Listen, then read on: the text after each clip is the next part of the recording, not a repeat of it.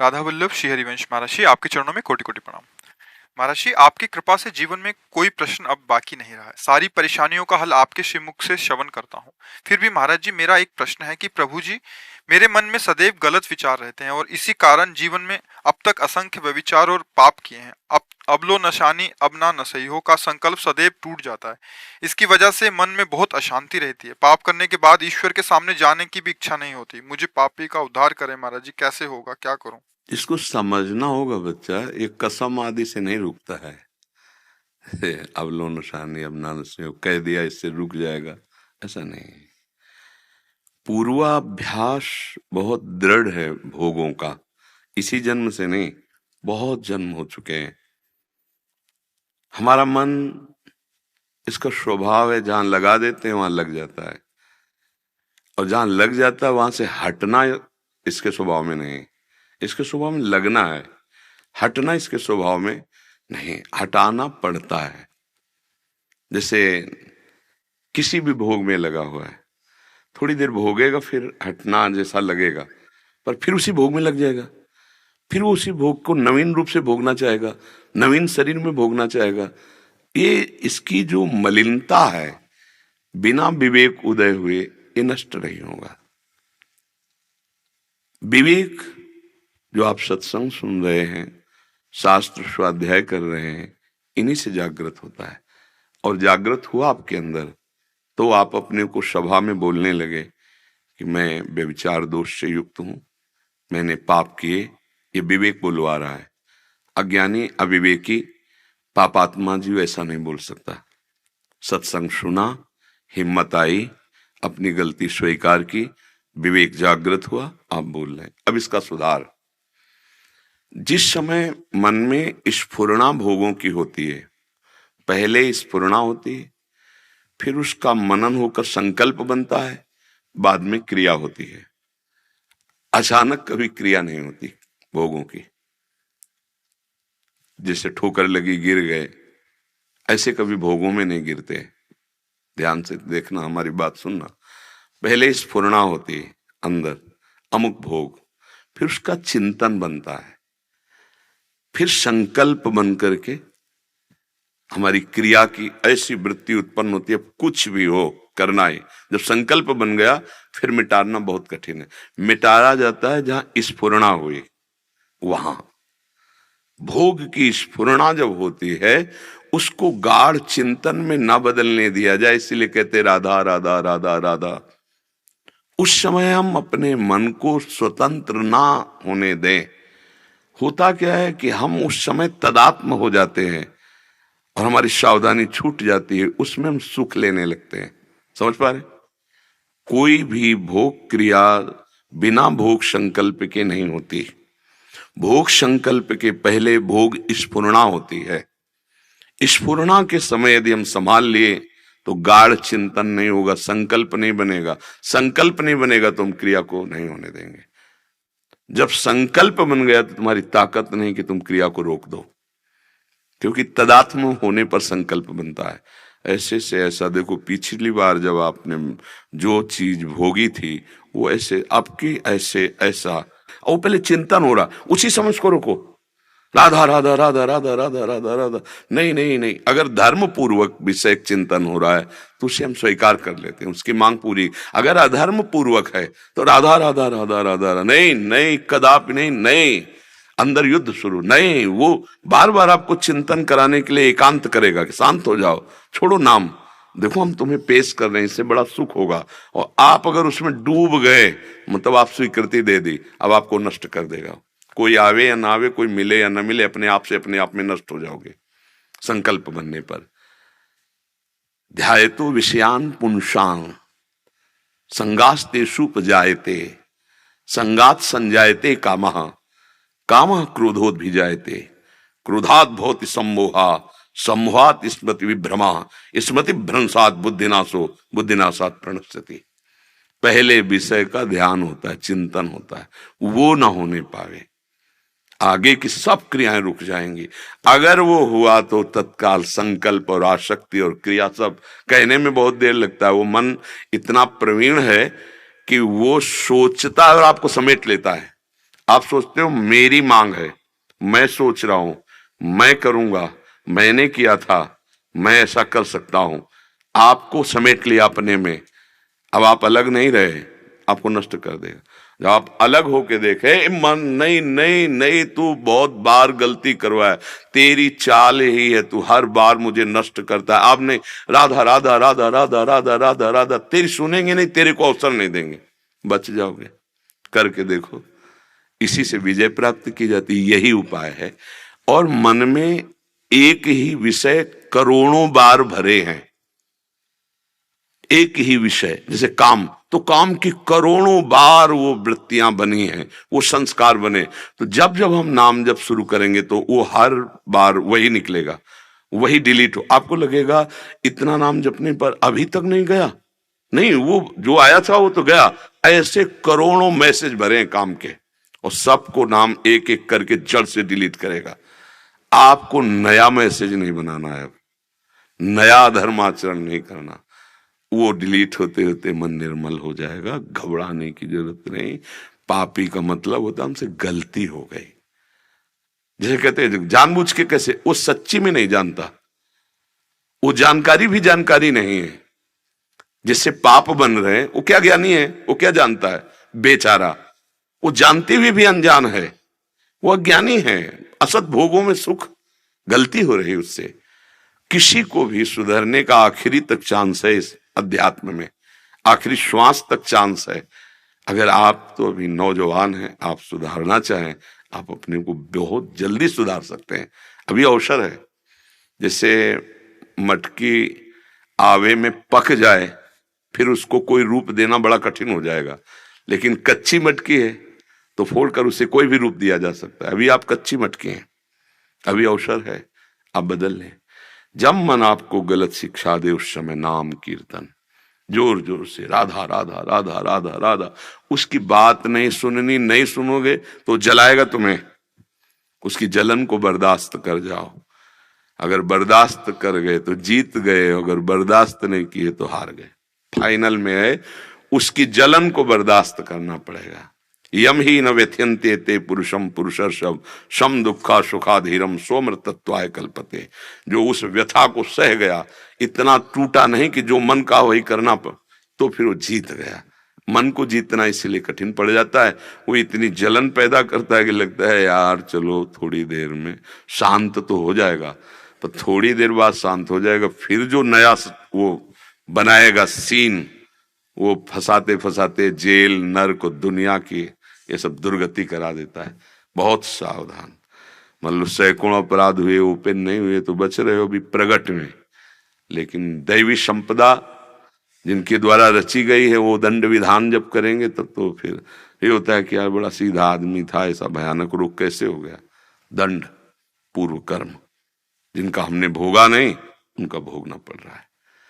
कर्म तो भोगना ही पड़ेगा, यदि भजन के द्वारा उसे नष्ट न किया जाए, प्रायश्चित न किया जाए तो दंड दिए बिना नहीं रहता। ऐसे अच्छे कर्म वो सुख दिए बिना नहीं रह सकते। जैसे कोई दुख नहीं चाहता पर भोगना पड़ता है, ऐसे सुख भी मत चाहो, भोगना पड़ेगा, वो आएगा। क्योंकि आपका कर्म जब असत कर्म दंड देता है तो सत्कर्म सुख देता है। हमको ऐसा इस बार कर्म करना है जो सुख दुख दोनों से परे भगवान से मिला दे। वो है भजन, नाम जप, सत्संग, शास्त्र स्वाध्याय, दूसरों की सेवा, ठाकुर सेवा, भगवत सेवा। इससे हम निर्मल हो जाएंगे। ठीक है, चिंता मत करो, चिंतन करो, घबराओ मत। योद्धा 100 बार हार जाए तो चांस रहता है जीतने का, आखिरी तक जीतने का चांस रहता है, पर आखिरी कब है किस सेकंड में हमें पता नहीं। इसलिए आज से हम सावधान हो जाएं, चिंतन न होने दीजिए। हमारी बात पकड़ना, अगर चिंतन हो कर लिया वो तो आपको समेट लेगा, फिर वही करवाएगा जो उसका बड़े बड़ों को परास्त किए हुए है। ये मन है, मन। गुरु कृपा से अगर हम बात पकड़ ले तो जीत जाएंगे। आप न चाहें तो मन कुछ नहीं कर सकता, आप न चाहें तो कुछ नहीं कर सकता। आप देखो क्या कर सकता है, वो आपको जलाएगा, आपके अंदर चाह पैदा करेगा। आप स्वीकार मत कीजिए, कुछ नहीं कर पाएगा।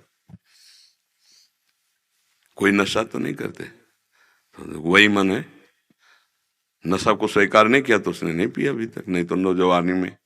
अब जैसे नशा में हमारी गंदी बुद्धि मनुष्य में कि नहीं खाना, ऐसी बेविचार में क्यों नहीं हुई। लाइन तो वही है ना, पंक्ति में तो वही है, शराब पीना, मांस खाना, पराई माता बहनों के प्रति काम भाव से देखना या गलत आचरण कर बैठना, चोरी करना, हिंसा करना, जुआ खेलना, ये सब एक ही लाइन तो है ना। तो हम क्या करते हैं कि कुछ में तो देख लिया कि बहुत निषिद्ध है और इस बात को हम स्वीकार कर लिए कि इसमें सुख है, व्यभिचार में, पराई माता बहनों की तरफ गंदी दृष्टि रखने में। अब वो महापाप हमारे हृदय को इतना अधीन कर लिया कि उसमें दोष ही नहीं नजर आ रहा है। शराब में दोष नजर आएगा, आपने मान लिया कि निषिद्ध है, लेकिन व्यभिचार है तो उसी पंक्ति में रखा है। चोरी, दूसरे को दुख पहुंचाना, हिंसा करना मन वचन कर्म से, वो सब एक ही पंक्ति में है। इनमें से एक भी आ जाएगा तो नष्ट कर देगा। बहुत है, समझ में नहीं आता, पूरा परिवार लेके अंदर आ जाते हैं। झूठ, बेविचार, छुपाव, कपट, छल, ये सब आ जाते हैं। इसलिए भैया बहुत बढ़िया अवसर मिल रहा है, साधु समागम मिल रहा है, सत्संग मिल रहा है आपको, आपकी बुद्धि शुद्ध हो रही है, आप अपनी गलतियां स्वीकार करते, निकल चलो, निकल जाओगे। हमारे प्रभु को स्वभाव कि जो हृदय से जलने लगे कि मेरे से गलती हो गई तो क्षमा कर देते हैं। हम तो हम सर्व पापेभ्यो मोक्षयिष्यामि मा शुचा, भगवान कह रहे बढ़िया चांस है। हरि शरणम, हरि की शरण में होकर आज से गंदे आचरण का चिंतन न होने पाए। और फिर चाहे एक बार निश्चय कर लो कि तुम मृत्यु से ज्यादा तो कष्ट दे नहीं सकता मन, अब मैं सहूंगा, टूटूंगा नहीं, तेरे तोड़ने से मैं नहीं टूटूंगा, अब सहूंगा, राधा राधा, निकल जाओगे। वो सिर्फ आपकी अनुमति चाहता है बस। हर केस में, हर घटना में तुम्हारी सहयोग की जरूरत है, नहीं वो कुछ नहीं कर सकता। इतनी बात तुम समझ लो, बस सहयोग देना बंद करो उसका, और वो यहां से मिलेगा भजन से, सत्संग से आपको बल। जो हम कह रहे हैं इसका बार बार श्रवण करो, नाम जप करो तो आपको बल मिल जाएगा, आप लड़ पाओगे मन से। जो मन मार्या तन बस में की ना हुआ भरम सब दूर, बाहर से कछ दिखत नाही अंदर चमके नूर। आपो त्याग जगत में बैठे नहीं किसी से काम, उनमें तो कछु अंतर नहीं संत कहो चाहे राम। संत कहो चाहे राम मतलब भगवत स्वरूप हो गया, पैंट शर्ट में महात्मा हो गया। महात्मा का मतलब स्थिति। तो इसलिए बच्चा सुधार करो, गंदे आचरण नहीं। गृहस्थी में हो तो पानी ग्रहण जिस पत्नी से किया है बस एक सीमा में अपने मन को रख लो, भगवान का स्मरण करो तो पार हो जाओगे। अगर ब्याह मान लो जब तक नहीं हुआ तब तक संयम से रहे, फिर गृहस्थी में जाए तो बहुत सुंदर गृहस्थी होती है उसकी। धर्म से चलने वाला सदैव सुखी रहता है। बेविचारी, पापात्मा, नीच आचरण करने वाला खुद अंदर जलता रहता है। उसे बाहरी दंड मिले चाहे न मिले, अंदर से ही उसका मन उसको भयभीत करता रहता है, जलाता रहता है। चिंता, शोक, अशांति, क्रोध ये सब छाए रहते हैं अंदर। देख लो, अब ये तो सबके मन है, सबके हृदय हैं, देख लीजिए। अब उसी को मिटाने के लिए सोचता है ऐसा कर, और गिरता चला जाता है, गंदा होता चला जाता है। इसलिए समझ जाओ। दिनेश जी हैदराबाद से। राजा श्री हरिवंश। श्री हरिवंश महाराज जी, आपके चरणों में कोटि कोटि नमन। गुरुदेव, आपने कहा था कि हम जो नाम जप करते हैं वो हम किसी को भी दे सकते हैं, तो क्या मैं वो नाम जप के महाराज जी को दे सकता हूँ जिससे महाराज जी का स्वास्थ्य ठीक रहे, और जो महाराज जी को किडनी की समस्या नहीं, हमारी कोई समस्या नहीं। हमारी समस्या आपका बंधन है। आप यदि मुक्त हो गए, परमानंद को प्राप्त हो गए तो हमारी समस्या का समाधान हो गया। हमारी समस्या शरीर नहीं है, हमारी समस्या आपके शरीर का राग है, आपकी ममता है, आपकी आसक्ति है, आपका अज्ञान है। इस समस्या का समाधान हो गया तो हमारा समाधान हो गया। हमें इस शरीर की जरूरत नहीं है, और जिनको जरूरत है वो चला रहे हैं, उनको किसी सपोर्ट की जरूरत नहीं। समझ रहे? हमें शरीर की जरूरत नहीं, और जिनको जरूरत है वो चला रहे हैं, उनको किसी सपोर्ट की जरूरत नहीं। कर तुम अकर तुम अन्यथा कर तुम सर्व समर्था स ईश्वरा, वो ईश्वर है। आपको जो भाव आया है कि संत निरोग रहें, संत सुखी रहें, यही पलटकर आपको प्राप्त हो। आप निरोग रहें, आप सुखी रहें, आप भगवत आराधना परायण रहें, और आप अपने नाम जप को आराध्य देव के चरणों में समर्पित करें। उससे सर्वलोक मंगल होता है। जैसे हम अपना पैसा राष्ट्र के पदाधिकारी के कोष में प्रधानमंत्री कोष में पहुंचा दें तो पूरे भारत को पहुंचा देगा, गरीबों की सेवा में जहां जो आवश्यकता हो। ऐसे हमारे अनंत ब्रह्मांडों के स्वामी प्रभु हैं, हम अपना भजन उनको प्रदान करते हैं। आपकी कृपा से आपका ये जो भजन हुआ है आपको समर्पित है। आप सर्वे भवन्तु सुखिनः सर्वे सन्तु निरामयाः, सबका मंगल हो, सब कल्याण को प्राप्त हो। तो आपका मंगल हो गया, आपका कल्याण हो गया और सबके कल्याण में आपका भजन आया। समझ रहे? ऐसे चलो। हाँ, भगवान की बड़ी कृपा है जो ऐसी सद्भावना है, पर ये सद्भावना सीधे सत्य में भगवान में लगे जा करके। रोहित जी असम से। राजा राजा गुरुदेव। राधा वल्लभ श्री हरिवंश गुरुदेव। गुरुदेव, मैं और उनके स्वरूप में क्या भेद है? समुद्र और तरंग, इतना भेद है। समुद्र और तरंग, जब तक तरंग है तब तक वो सत्तावान नहीं है, क्योंकि समुद्र से ही उसकी सत्ता है। ऐसी तरंगे करोड़ों अनंत समुद्र में उठती रहती हैं, लेकिन एक तरंग की सामर्थ्य नहीं कि समुद्र को प्रकट कर दे। वो समुद्र में ही प्रकट होती है, समुद्र में ही अटखेलियां करती है और समुद्र में ही लीन हो जाती है। पर है कौन? समुद्र ही तो है ना। वायु का विकार होने से तरंग हो गई, वायु का विकार हटा तो समुद्र हो गई। पर जब तक वायु का विकार है तब तक उसे हम समुद्र नहीं कह सकते, तरंग ही कहेंगे। इतना अंतर है। माया के विकार से देहाभिमानी जीव कहलाया, देहाभिमान खत्म हो जाए, माया विकार खत्म हो जाए तो लीन हो गया जिसमें, तो जानत तुम्हें तुम्हें हो जाए, वो समुद्र हो गया। वो आनंद सिंधु भगवान का जो तरंगायमान अंश था वो भगवत स्वरूप हो गया। ये अंतर। जब तक देह भाव है तब तक जीव, देह भाव मिटा तो जहां का है उसी में स्थित हो गया। तरंग में वायु हटी तो अब आप तरंग नहीं कह सकते, अब शांत समुद्र है कहा जा सकता है ना, समुद्र है। जब तक अलग है वायु विकार से, उसी में अटखेलियां कर रही, पर उसका नाम तरंग हो गया। और वो उतनी सामर्थ्यशाली नहीं है जितनी सामर्थ्यशाली समुद्र है, क्योंकि उसमें अनंत तरंगे हैं और एक भी तरंग समुद्र नहीं पैदा कर सकती। समुद्र में अनंत तरंगे, ये अनंत तरंगे हैं, वो समुद्र है। पर तरंग जब वायु विकार खत्म हुआ तो हुआ क्या? समुद्र ही तो हुई ना। ये बात है, समझ पा रहे हैं आप? हाँ। इनका मर्जी आगे था कि आत्मा क्या होती है महाराज जी। नाम जप करो पहले, पीएचडी की बात तब करें जब पहले ककहरा मात्रा आ जाए, है ना। अभी परमार्थ का ककहरा मात्रा नहीं आता, पीएचडी की बात हो कि आत्मा आप ही हैं, तो आप कहोगे हम गोरे जवान। नहीं नहीं, ये नहीं है, ये तो शरीर है। जब अंदर प्रवेश करते हैं, मन बुद्धि चित्त अहंकार 5 ज्ञानेंद्रियां, सूक्ष्म रूप से 5 कर्मेंद्रियां, ये सब मैं नहीं हूं। और अंदर प्रवेश करते हैं तो स्वभाव माया के द्वारा रचा हुआ, त्रिगुणात्मिका माया के द्वारा रचा हुआ स्वभाव, तीनों का जो त्याग कर देता है, स्थूल सूक्ष्म कारण, अभी बड़ी बात है। और जो चिंतन रहित हो जाता है पूरे संसार से, पूरे शरीरों के भोगों से, संबंधों से, रागों से, तो जो चिंतन शून्य महात्मा है वो ये जान पाता है अपने आप से अपने आप को, जिसे आत्मबोध कहते हैं, आत्म तत्व का ज्ञानी कहते हैं। समझ पाए?